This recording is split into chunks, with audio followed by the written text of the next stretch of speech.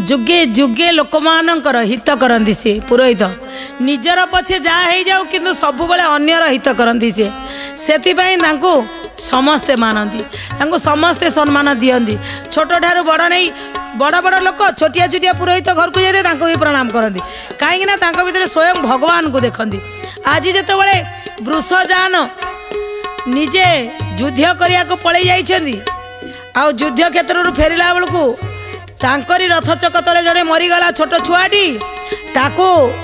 कहीं मारिदेले कहीकि लोक मैंने तिरस्कार कले जो राजा प्रशंसा करुले सी तिरस्कार कले ये तिरस्कार सही पारे कारण आज्ञा सत होची आमर जमी कह जाए ना जदि भी ब्राह्मण भूल करती तथापि भूल धरा जाए नहीं कहीं ना ब्राह्मण कले अपराध पुणी तथापि धरब पाद तुम्हें भूल बिली कही पारनी आज्ञा भूल बिली तुम कही पार कह तो भगवान को कह प्रभु खाई ब्राह्मण गोईठा हाँ किछि ब्राह्मण को कहवार कहार से अधिकार नहीं आजिकल सीना लोक आज्ञा मानुना समय अनुसार लोक क्या केमी कहीदे किंतु सत कथा होची जदि ब्राह्मण सहित बा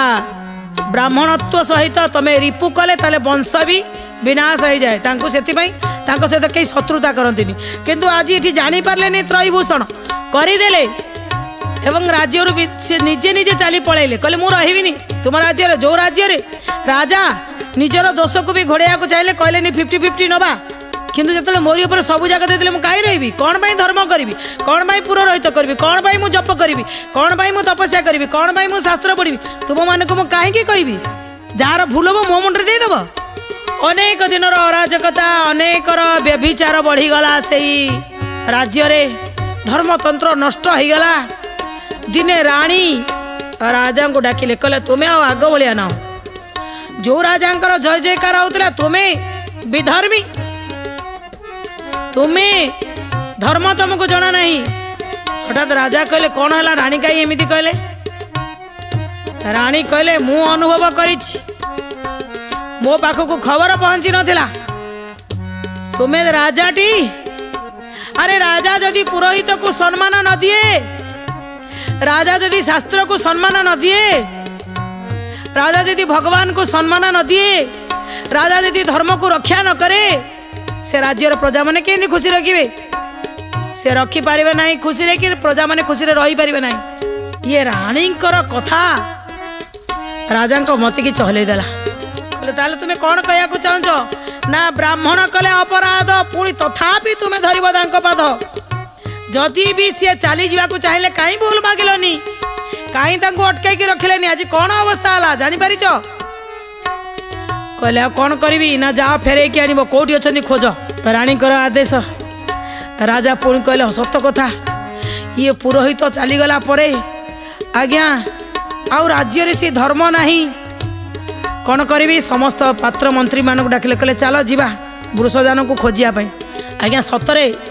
जी पुरोहित से कौन छोट छोट कथार रागी पारती जितेबाला एमाने जाई पहुँची गले राजा पुणी पहुँची गले खोजी खोजिकी आ प्रणाम टे करदे कहले क्षमा करंतु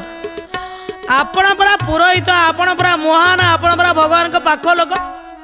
मु सिना क्षत्रिय क्षत्रिय ठारू ब्राह्मण श्रेष्ठ ना आपण क्षमा करेनि पुरोहित परा तार दिल बड़ जुगे जुगे तांको बड़ आख्या दिया जाइछि आपण क्षमा करेनि कहीकि महाराज जिते पाद धरिया को जाइछन्ती सेतबेले धरी पकेले वृषजान कहले कौन हेइछि कुह तुम्हें तुम भूल स्वीकार कर यथेष्ट कौन है कह ना प्रजा को एत भल पाउल प्रजा माने सब धर्म को भूली गले अराजकता बढ़ीगला आपणकर उपदेश न देवार मो मुंडे भी किचड़ सब भर्ती हो गला यज्ञर मुख हूँ अग्निदेवता अग्नि रे जितेबाला आपण कूड़ा कचरा नहीं अलिया पकेबे से तो गंदगी बाहर अग्नि रे सीना साकलिय घी ढारिले बास्ना खुशबू बाहर आपण पलि आला से जिनस ना से बासना ना आउ से भल गुण आसुनी सबू एवं जी जोड़ी पकाउछन्ती सबू अलिया आवर्जना पकाउछन्ती जहाँफल मो राज्य में अराजकता देखालानी आपन टिके मो पाखक फेरतु कहले ठीक अच्छे मो प्रजा मानक पई मो राजा पई मो पुरोहित फेरबी क्षमा करदेले एवं फेरी आसिले पुणी जेमिति थिला धर्मतंत्र को बजाय रखले। दर्शक बंधु ये कहानी आमको कौन शिक्षा मिला ना सत कथा होची आज्ञा जीए भी पुरोहित ब्राह्मण सी जेते आपणकर आपण धनी हो पारती सी गरीब हो पारती किंतु आपण केबे तांको अपमानित करेनि कहीं ना स्वयं भगवान सी होचंदी पाख लोक माने भगवान अवतार सी तेणु तांको सम्मान देले सी युद्ध क्षेत्र में भी विजयी हो पार तार परिवार क्षेत्र में भी विजयी हो पार तार धर्म क्षेत्र में विजयी हो पार।